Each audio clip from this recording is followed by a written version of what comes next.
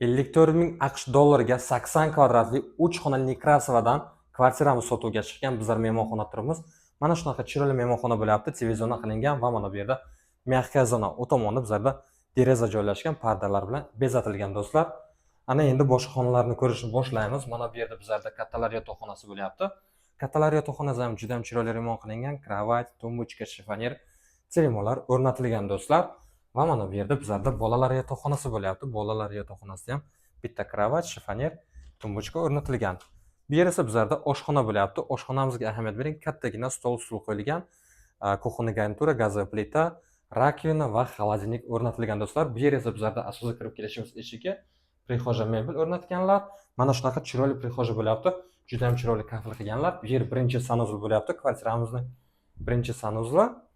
Bu yerda ham vanna, rakovina o'rnatilgan. Bu yerda esa bizlarda ikkinchi sanuzul, unitaz, rakovina o'rnatilgan do'stlar.